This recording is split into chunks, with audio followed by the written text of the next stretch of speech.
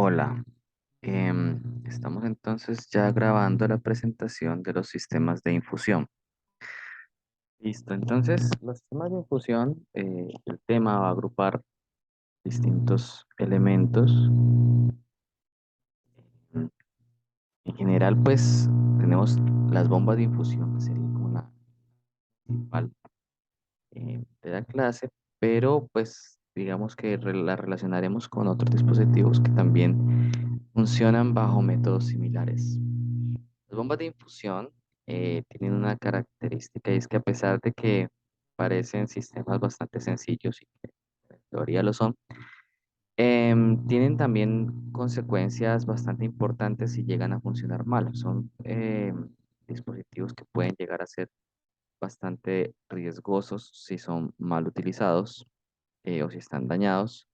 Entonces, de allí la importancia de poder conocer bien cuáles son esas fallas o esos aspectos más importantes del dispositivo.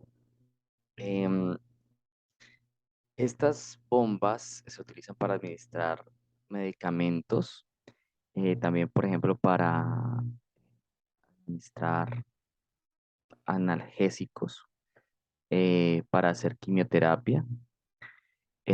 Pueden servir para hacer soporte nutricional también. Entonces, lo que estamos viendo en esta diapositiva es, pues, uno, por acá estamos viendo el uso de la bomba de infusión. En este caso no se ve una bomba de infusión, pero pues podría estar ahí una bomba de infusión que ayudara a la infusión de una solución eh, enteral que va a ir directamente por un catéter al estómago de la persona cuando ésta no puede alimentarse normalmente. Aquí vemos una bomba elastomérica. Aquí vemos una imagen de un proceso de transfusión o de donación de sangre más bien. Y bueno, aquí tenemos una solución salina que se usa muy comúnmente, ya que en ella pues, se puede diluir los medicamentos que se vayan a aplicar a la persona. Relacionado con los equipos de infusión, están pues, como decíamos, los de nutrición enteral. En este caso, las soluciones enterales suelen ser más espesas. Se pueden aplicar por tubos transnasales o se pueden aplicar por catéteres que vayan directamente al estómago. Luego están las soluciones parenterales. Estas se aplican venosamente. Igual, de todas maneras, pues también son eh, fines nutricionales.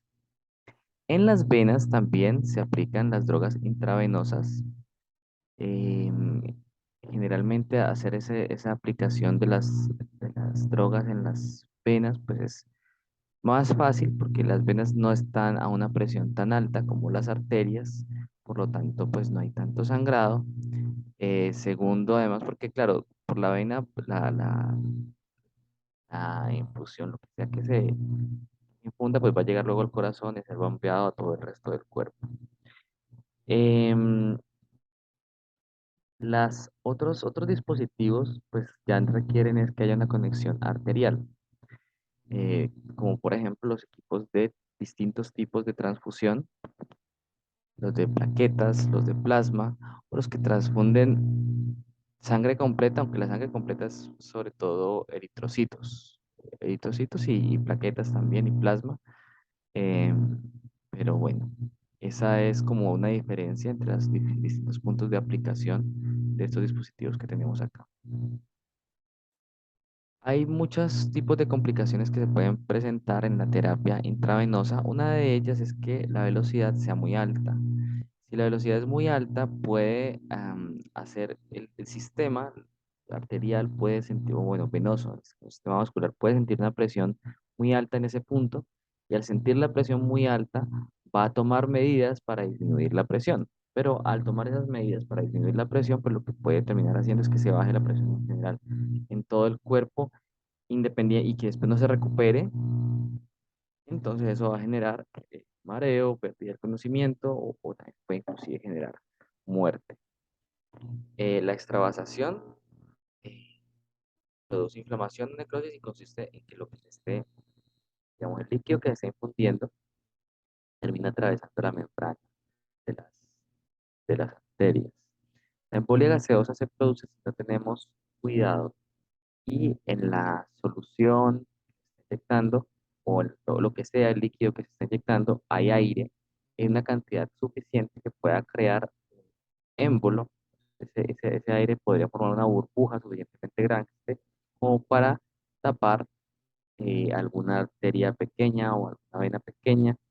Y eso eh, podría producir, pues obviamente, que se produzca un aumento de la presión en ese punto, que se abra ese vaso sanguíneo y que se produzca un derrame en alguna parte. Puede producir un derrame por el cerebral, por ejemplo, un problema también en el corazón. La fiebre también puede presentarse en casos en que hay una velocidad demasiado rápida, una velocidad demasiado alta de infusión y también puede suceder que si se transmiten enfermedades puedan pasarse a través de la sangre. La, como es, sobre todo esta parte del shock de velocidad y la fiebre, hacen que tengamos que tener un sistema que sea muy seguro en cuanto al control de la velocidad de infusión. Y la embolia gaseosa, por ejemplo, hace que también debamos ser muy cuidadosos de vigilar que no se meta aire en lo que estamos infundiendo. Ese es el equipo para venoclisis, que es el que conecta el paciente pues con la solución y con la bomba. Tenemos el vástago es acá. El vástago es la parte donde se va a inyectar a la bolsa. Tenemos el macrogotero. Aquí se soluciona gran parte del problema de las burbujas, porque el agua simplemente cae acá y el agua, si la solución sería la solución, que cae aquí en esta parte y cualquier burbuja que viniera de antes, pues en teoría aquí debería perderse, porque simplemente está cayendo a este reservorio y después pues lo que pasa aquí no tiene por qué tener burbujas, porque está simplemente la presión a la que está, a, a la presión hidrostática, pues de acá. No tendría, digamos, eso es un sistema que ayuda a prevenir la aparición de ese aire en la línea. Aire que sí puede venir desde la bolsa. eh, Después de eso, tenemos por acá la gradilla de control que nos permite manualmente regular qué tanto se va a infundir, pero este control es bastante, pues, malo realmente. Es muy poco lo que se controla allí, pero de todas maneras sí es una forma básica de controlarlo. Igual en los equipos, cuando se está infundiendo manualmente, pues eso es lo que se utiliza. Tenemos además, bueno, la tubería de polivinilo, los sitios de inyección donde podemos poner las drogas que se van a poner en el adaptador donde va la aguja. Normalmente el sistema por gravedad solamente va a tener pues, el sistema de venoclisis que acabamos de ver y una bolsa con la solución salina y con los medicamentos que se deben aplicar por acá.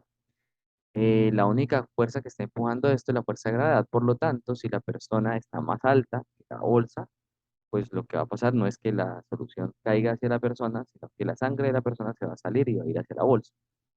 Entonces eso también es otra cosa a tener en cuenta, que aquí lo único que está operando es la presión hidrostática y que efectivamente si la bolsa no está a una suficiente altura, pues la sangre termina contrarrestando esa presión y puede salirse. No es que le haya salido a uno toda la sangre por allí, pero sí lo que pasa es que puede salirse y entonces se coagula dentro de la tubería y eso hace pues, que se tape y que ya después no siga infundiendo bien la solución. Este sistema pues no es muy exacto, pero sí es el más económico. Hay pues, riesgos para el paciente, aunque en general esto solamente se pone cuando se van a aplicar soluciones muy sencillas, en las cuales el riesgo pues, no es tan alto. Si ya son soluciones que hay que controlar muy precisamente la cantidad y la velocidad, pues entonces no se utiliza este sistema.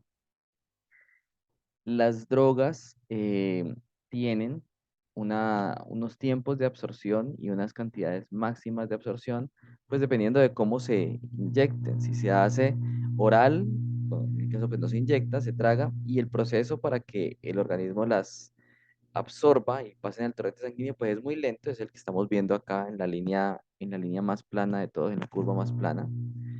Y pues no alcanza su máxima concentración. O sea, que alcanza una máxima concentración en sangre que no es la máxima que se podría alcanzar.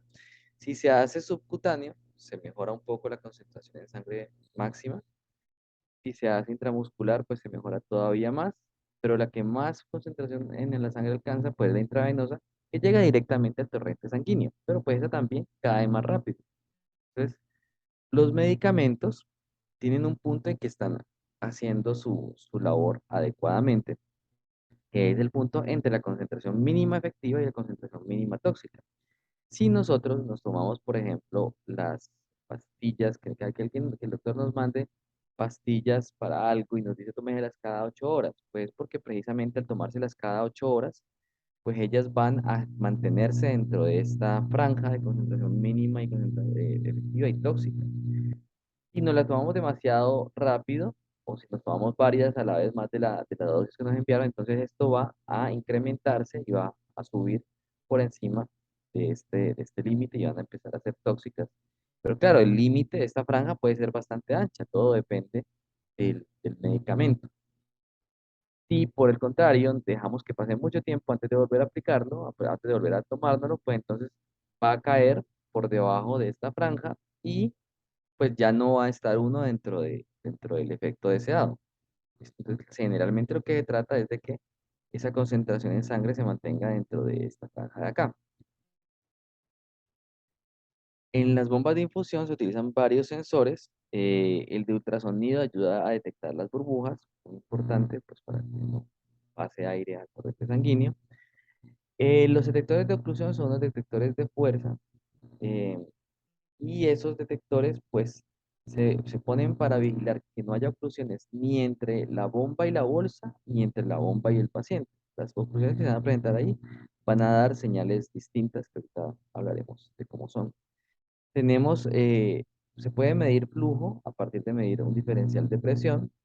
Tenemos unos sensores de efecto Hall, que son pues, sensores que el efecto ahí es un efecto magnético y sirven para controlar la velocidad y la posición del motor. Tenemos también los escáneres que no sirven propiamente para el funcionamiento de la bomba, sino para poder cerrar, digamos, todo el sistema de información de aplicación de medicamento en la clínica, porque con ese sensor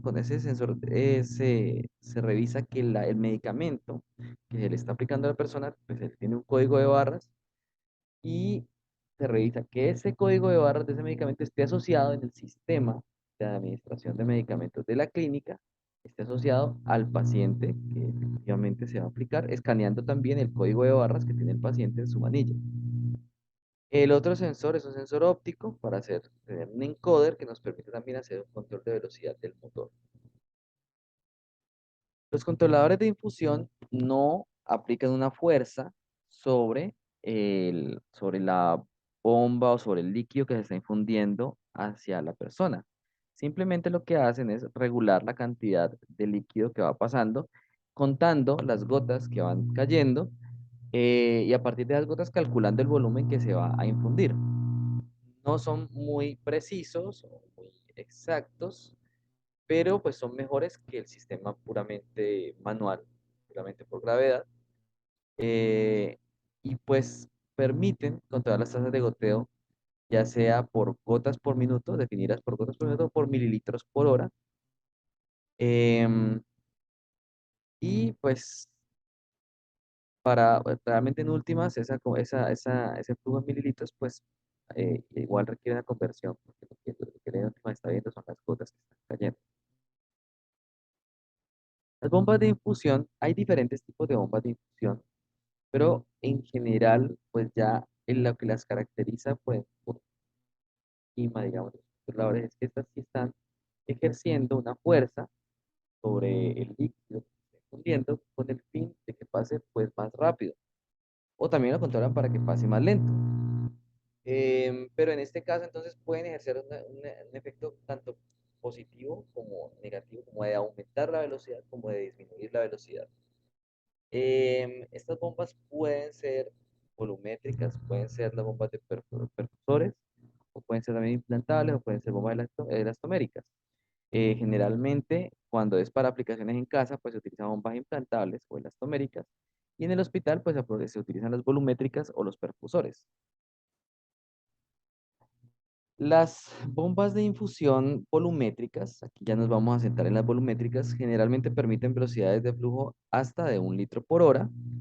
Tiene una función que se llama mantener vena abierta, que lo que hace es prevenir que se formen los coágulos de los que estaba hablando ahorita más temprano, así como cuando les decía que se sale un poco de sangre, y entonces la sangre se coagula dentro de la manguera, y entonces eso evita que pase más líquido. Entonces, pues de la misma manera, inclusive si no hay, inclusive si está a una altura adecuada la bolsa y la persona pues también, de todas maneras, hay un poquito de sangre que sale. Esa sangre que sale, si el equipo termina la infusión y no sigue pasando nada más, o sea, sino que simplemente se apaga, pues sale un poquito de sangre, y la sangre puede coagular allí, y cuando a la persona le vayan a aplicar más cosas, pues toca volverle a poner la aguja, sacar esa aguja que tiene allí, porque ya ahí está tapado, y de pronto cambiar inclusive el sistema de toda la manguera y todo, pues porque ya eso quedó bloqueado. Entonces esta lo que hace es que cuando ya va a terminar, mantiene una infusión muy, muy lenta para que el sistema se mantenga abierto hasta que se vaya a cambiar ya a la siguiente infusión.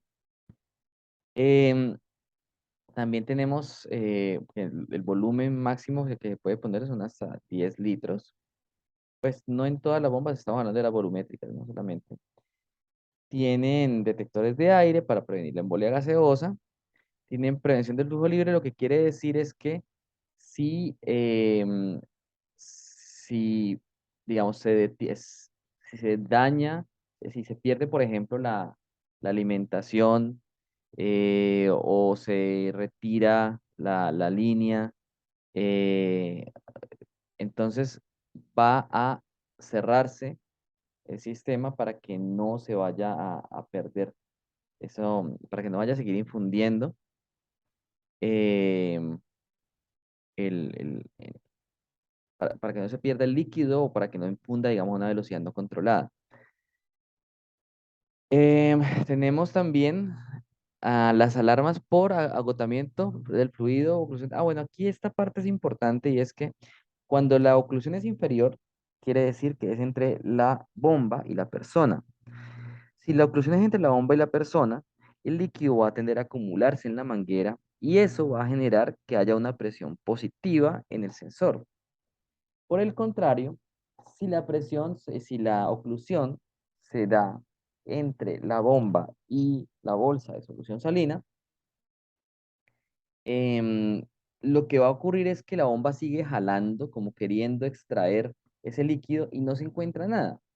Entonces lo que termina haciendo es como jalando aire, y eso hace que se generen burbujas, y esas burbujas pues van a generar una presión negativa, o sea, se va a disminuir la presión que estaba pasando. Pero además de eso, pues se generan burbujas, entonces pues eso también es peligroso para el paciente. Y entonces eso puede ocurrir tanto porque haya una oclusión arriba, como porque se acabe simplemente el líquido.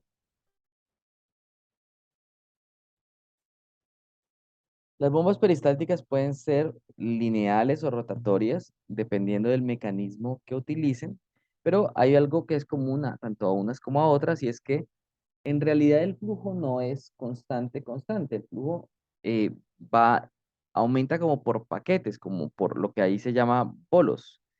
Y esos bolos, pues, ¿en qué consisten? Que como hay algo que está empujando esa manguera, está presionándola, es como cuando uno tiene un paquete como el de uno de estos tubos de crema dental, o alguna otra, o no sé, o las cremas que vienen también en tubitos. Uno lo que hace es que empuja en una parte para que el líquido o el fluido, o la crema que haya ahí, se desplace pues hacia arriba, generalmente, que hacia donde uno la quiere sacar. Entonces, de la misma manera, lo que hace esto es que aprieta para que el fluido se vaya hacia adelante. Y ese apretado va por unos rodillos, viene dado por unos rodillos que pueden estar girando constantemente en el caso de las rotatorias, o en el otro o en el caso de las lineales, pues también está girando un eje, Y en ese caso lo que termina en realidad es utilizando unas levas para presionar en cada uno de los puntos. Pero bueno, ¿a qué tiene que ver eso con los bolos? Pues que como hay un punto en que se está apretando y otro punto en que se está soltando, pues en realidad el flujo pues no es constante, sino que es como que aumenta y luego cae, aumenta y luego cae, aumenta y luego cae. Si esto se hace suficientemente seguido, pues entonces se produce un efecto como si fuera casi constante. Pero si se hace suficientemente espaciado, pues entonces lo que se verían son los polos, como en esta figura pues de aquí, de la izquierda abajo. En el sistema peristáltico rotatorio, pues entonces hay unos rodillos, el motor está girando y esos rodillos están girando alrededor de él y cada uno pues va presionando la tubería en cada una en diferentes partes y con eso va empujando el líquido. Em, en estas bombas que son pues, peristálticas rotatorias, lo que hay en el medio infundido, o sea, lo que hay que se va a infundir, la solución, no entra en contacto con ninguna parte del equipo, ella solamente está por dentro de la manguera. ¿Listo? En estos casos, pues hay más seguridad en ese sentido. Y además se puede reutilizar siempre el sistema rotatorio, pues porque al fin y al cabo no hay nada que lo esté contaminando. En las bombas peristálticas lineares, pues también se da el mismo caso. Ninguna parte del sistema entra en contacto con el líquido. Pero como les decía, aquí el eje de rotación puede ser diferente porque este eje está, digamos que ya no sería perpendicular a la línea de la manguera, sino que estaría como paralelo a la línea de la manguera. Y en esas bombas, lo que sucede es que bueno, no necesariamente, no, sí, estaría paralelo a la línea de la manguera. Y en esta bomba lo que se hace es que se ponen estas levas, listo, que no están concéntricas todas, sino que están con su centro en diferentes partes. Y hay un eje que las está moviendo. Claro, como están centradas en diferentes partes, se van a apretar la manguera en distintos momentos. Y cuando la aprieten, pues van a ir empujando lo que está en ella. Hay otras bombas que son las de pistón y en este caso sí hay contacto del fluido con el elemento, con uno de los elementos que está ayudando a empujar el fluido. ¿Listo? Estas bombas también se conocen como de cassette. Entonces se tiene un pistón, ¿cierto? Y se tiene una cámara en la cual hay una membrana que está empujando y está alando, permitiendo pues que el aire entre cuando la membrana está aquí, digamos, alando hacia el motor. Entonces la solución entra, ¿listo? Y cuando la membrana se empuja, pues la solución sale por la otra compuerta. Pero en este caso, todo esto, todo este casetcito donde viene esa membrana, pues toca cambiarlo porque si entra en contacto con el líquido. Los componentes de las bombas volumétricas, pues tienen una parte donde está el control de las diferentes variables, o sea, la configuración con la cual uno quiere decidir que funcione el sistema. Tiene una parte de procesamiento y tiene pues la parte de sensores. Tenemos el detector de burbuja, tenemos el detector de oclusión. Y esta parte es importante y es que el motor que se utiliza es un motor paso a paso. Y ese motor paso a paso, pues es uno de los motores más precisos para controlar, pero se controla en lazo cerrado. O sea, generalmente él no se controla en lazo cerrado, sino que se controla en lazo abierto en otras aplicaciones, pero en las bombas se controla en lazo cerrado. Así queremos aumentar la exactitud y la precisión de nuestro sistema. Entonces, bueno, vamos a ver por acá. Los perfusores funcionan pues también con un motor, pero ese motor va unido a un tornillo sin fin. Entonces lo que hace es desplazar una guía que va a empujar el émbolo de la jeringa. Mm, y el émbolo de la jeringa pues va a lograr aplicar ese líquido que se va a aplicar al paciente, pero en este caso de una manera mucho más precisa, pues porque el movimiento, como es un tornillo sin fin, por el paso que hay entre los dientes que es tan pequeño, a pesar de que se hagan muchos giros, el desplazamiento es cortico. Entonces aquí se logra mayor precisión, alta exactitud, pero se tienen que tener flujos pequeños, volúmenes pequeños, y bueno, también generalmente manejan flujos más pequeños, Pues simplemente porque el sistema pues tiene un contenedor que es la jeringa, que es generalmente más pequeño, no caben tantas cosas. Y además pues el tipo de soluciones como las de hiperalimentación, soluciones nutricionales, pues no se suele aplicar tanta cantidad.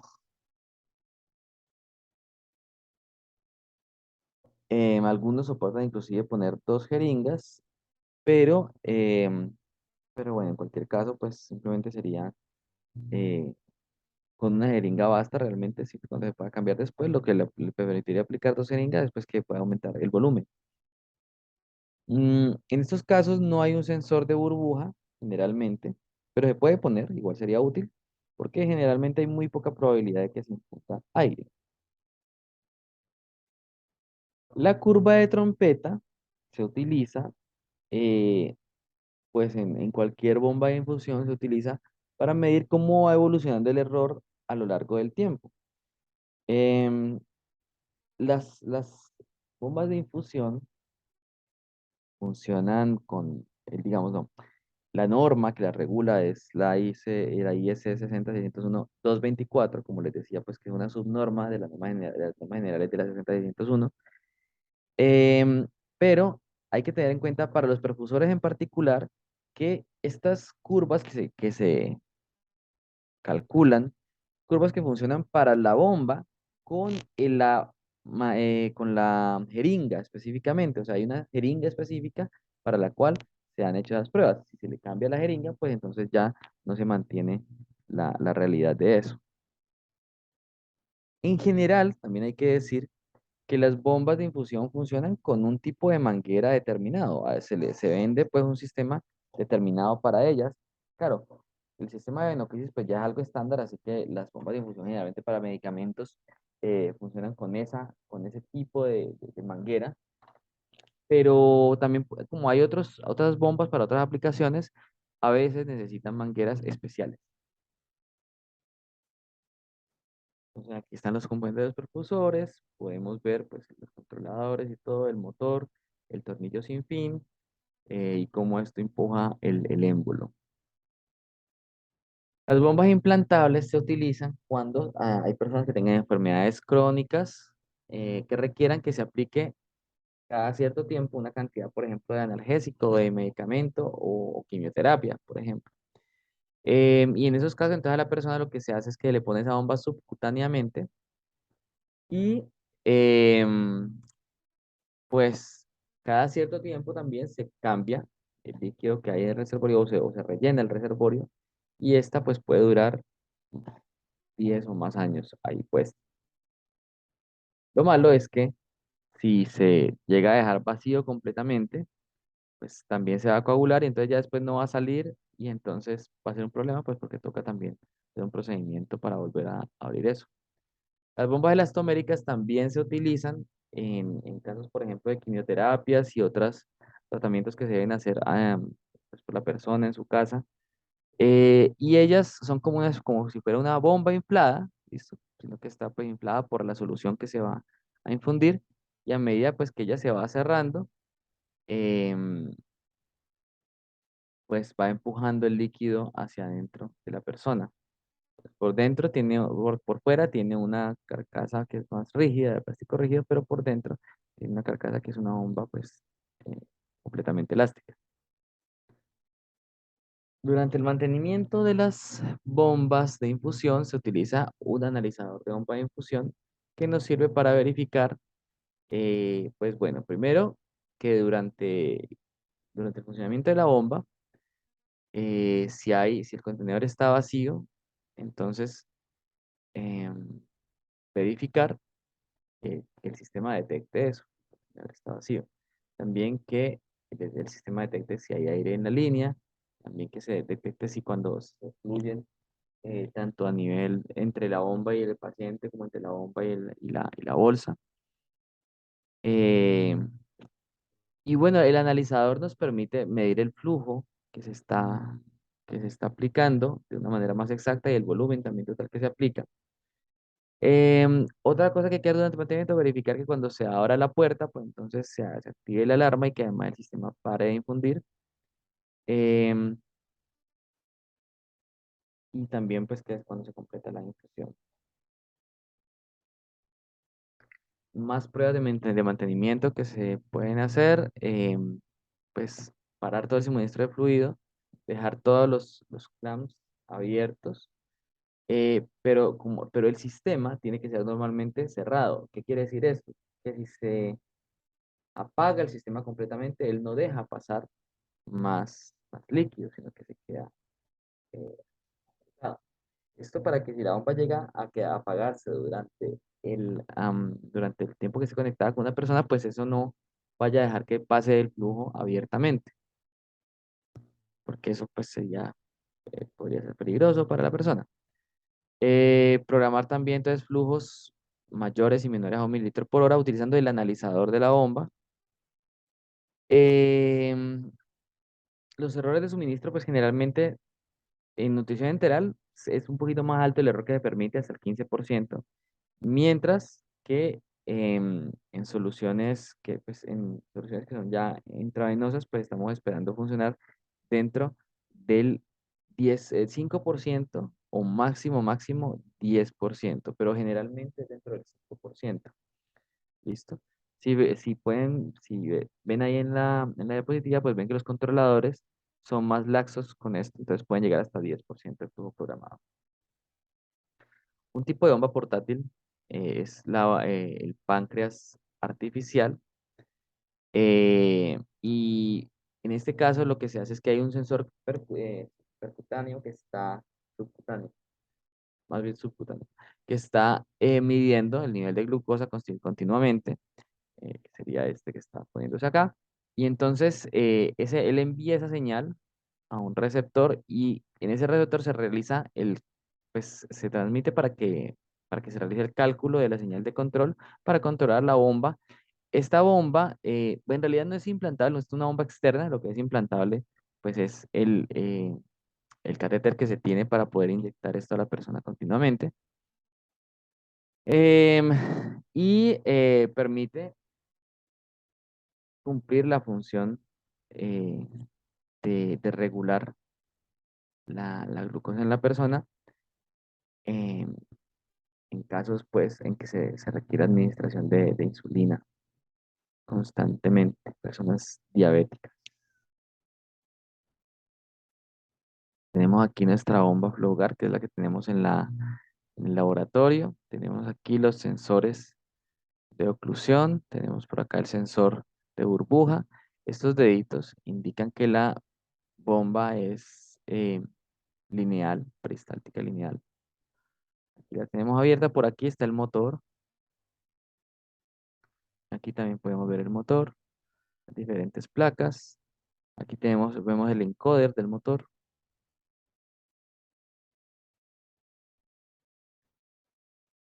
Tenemos también que hay dos, en esta bomba que después vieja se utilizan dos CPUs, una esclava que controla todo lo que es directamente del motor y la CPU maestra que controla todo lo demás que no sea el motor. O sea, siempre es como máxima seguridad en esa regulación del movimiento del motor.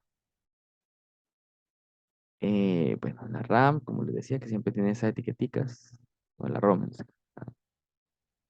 La fuente de alimentación, siempre reconocible por sus capacitores grandes. Tenemos el transformador por acá, batería. Em, y para, digamos, continuar con el tema de equipos relacionados con la infusión, está los sistemas de diálisis. Esperamos que abra.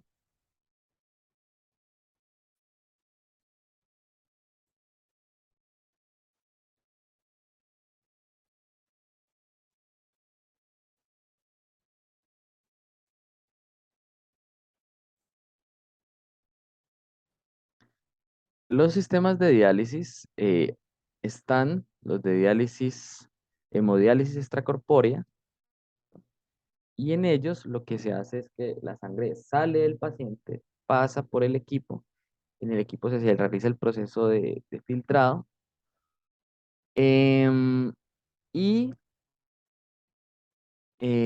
Cuando vuelve la sangre al equipo, pues entonces ya está libre de aquellos desechos que se han ido acumulando por la falla de los riñones. La diálisis pues se da cuando hay una falla bastante grande en los riñones. Realmente inclusive con un riñón no puede funcionar, pero hay un momento en que ya ni uno ni otro funciona bien. Este sistema se relaciona con el tema de los sistemas de infusión. ¿Por qué?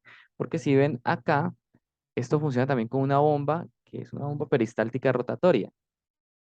Em, y pues básicamente lo que se hace es que se utiliza una fístula o se pone un catéter eh, en una vena en el cuello o en el pecho o en la pierna, que son venas grandes. La fístula se pone uniendo una vena y una arteria en el brazo.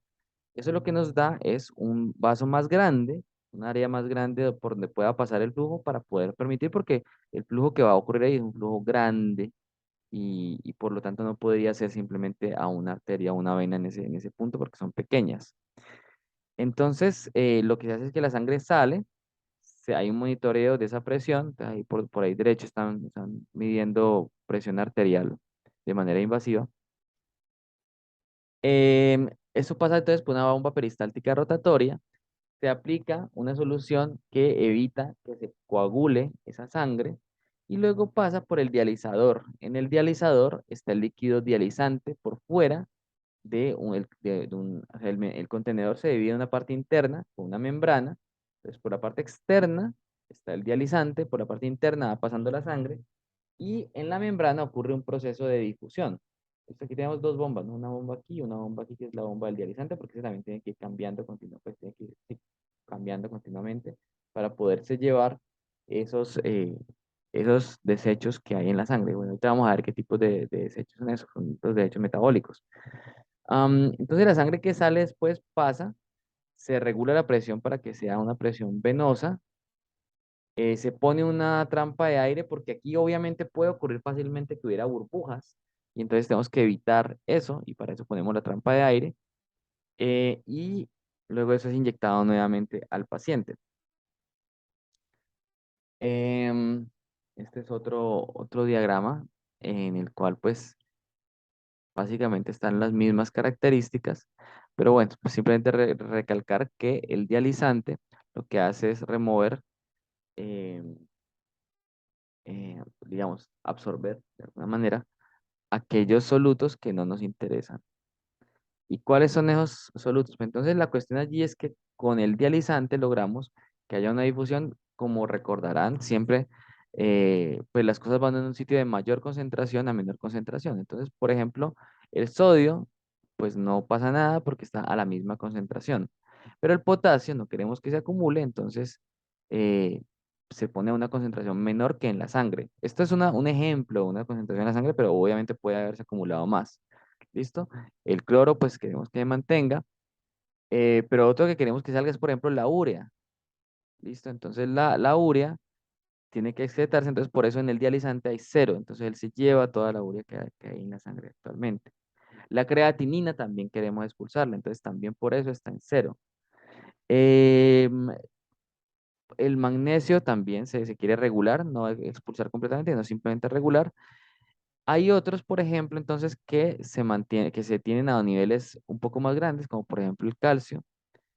La vitamina B12, pues también no se debe acumular demasiado, aunque o sea, sí es bastante necesario, pues no debe permitirse que se acumule. Y bueno, entonces todo lo que sea menor en el dializante quiere decir que es lo que se va eh, a excretar. El problema en estos equipos, pues bueno, hay muchos problemas, ¿no? Puede haber fallas en la trampa de aire, entonces eso quiere decir que se generarían émbolos, puede haber una émbola gaseosa, puede haber fallas en el coagulante, entonces que se coagule el sistema que se coagule la sangre dentro del sistema y entonces se para el sistema. También están los problemas de las infecciones, ¿no? La contaminación de una persona a otra, porque son equipos en los que pues la sangre, a pesar de que en teoría no debería tocar ninguna parte del equipo, pues en la realidad puede que algo de sangre se pues toque algunas partes, digamos, en medio de la manipulación.